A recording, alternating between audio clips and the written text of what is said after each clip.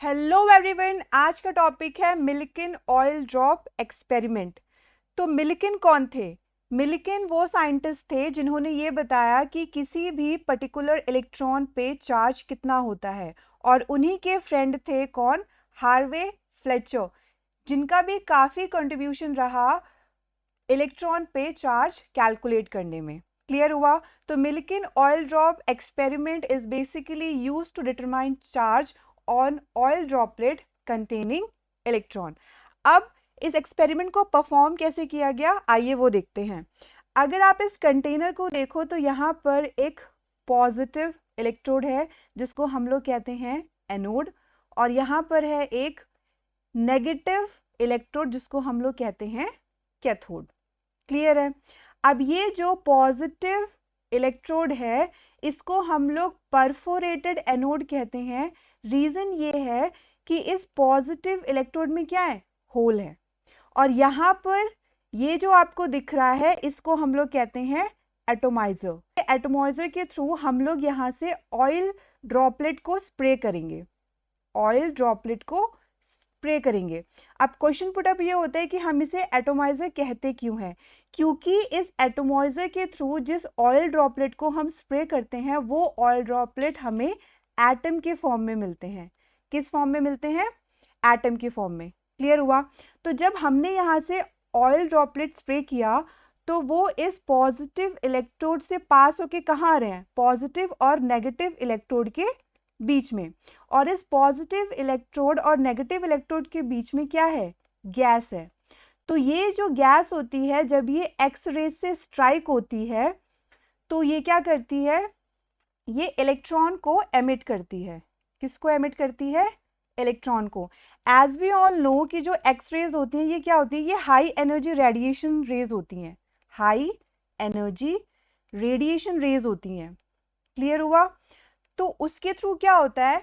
Due to high energy radiation की वजह से ये जो एक्स रेज होती हैं ये किसी भी पर्टिकुलर गैस पार्टिकल को आयनाइज कर देती हैं।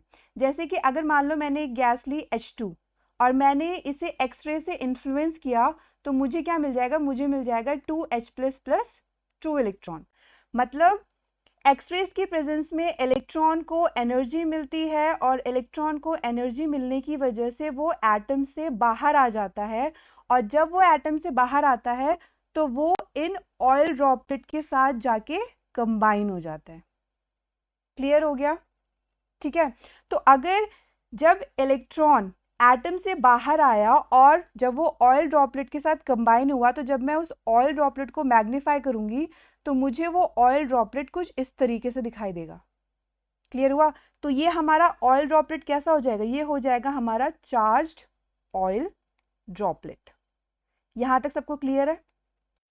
और ये जो चार्ज ऑयल ड्रॉपलेट है इसके ऊपर एक डाउनवर्ड फोर्स एक्ट करेगा और एक अपवर्ड फोर्स एक्ट करेगा। जो डाउनवर्ड फोर्स एक्ट करेगा it is just because of due to gravity.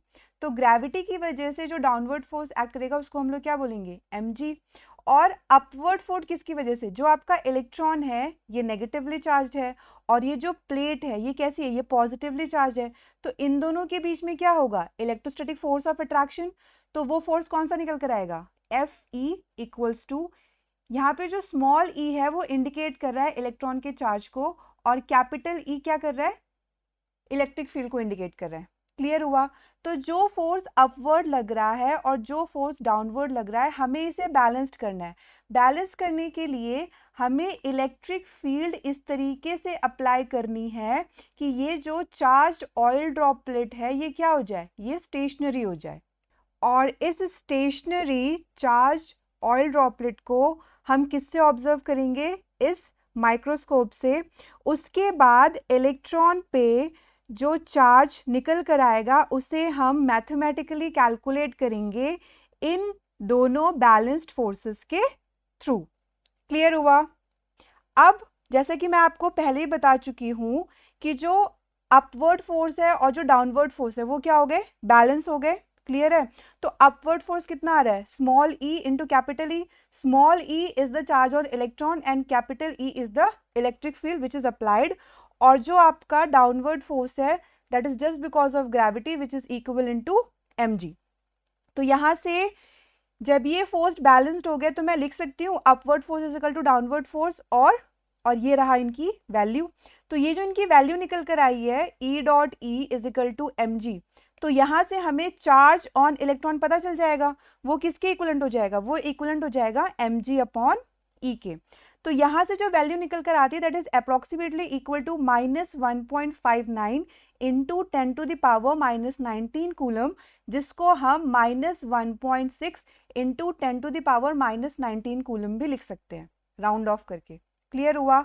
तो इस एक्सपेरिमेंट के थ्रू आपको ये पता चला कि ऑयल ड्रॉपलेट, एक ऑयल ड्रॉपलेट के अंदर जो इलेक्ट्रॉन होता है उस पर चार्ज कितना होता है? -1.6 into 10 to the power -19 coulomb. और अगर मैं आपसे पूछूं 2 इलेक्ट्रॉन पे कितना चार्ज होगा, तो हम क्या कर देंगे? -1.6 into 10 to the power -19 into 2। Clear है? और अगर मैं आपसे पूछूं 3 इलेक्ट्रॉन पे चार्ज कितना होगा, तो आप क्या करोगे? -1.6 into 10 to the power -19 into 3। तो कहने का मतलब है जो भी हमारी वैल्यू आएगी वो क्या हो जाएगी? That will be the integral multiple of E. Integral multiple of E. E हमारा क्या है? E will be the charge on an electron. Integral मतलब अगर n की वैल्यू 1 आ रही है, अगर n की वैल्यू 2 आ रही है, किसी भी पर्टिकुलर इलेक्ट्रॉन पे कितना चार्ज आ रहा है, तो इसको हम इस फॉर्मूले से भी लिख सकते हैं Q is equal to N E. N क्या इंडिकेट कर रहा है? कितने नंबर ऑफ इलेक्ट्रॉन है? 1 है, 2 है, 3 है, 4 है।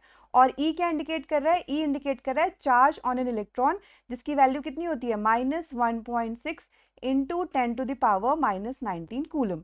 तो अगर 1 है तो 1 into -1.6 into 10 to the power -19 coulomb. अगर 2 है तो 2 into -1.6 into 10 to the power -19 coulomb. अगर 3 है तो 3 into -1.6 into 10 to the power -19 coulomb. तो ये था मिल्किन ऑयल ड्रॉप एक्सपेरिमेंट, जिसके थ्रू हमें ये पता चला कि इलेक्ट्रॉन पर कितना चार्ज होता है। So class, this is all about today. अगर आपको इस लेक्चर से रिलेटेड कोई डाउट है तो आप कमेंट कर सकते हैं। Till then keep smiling, keep shining and good bye.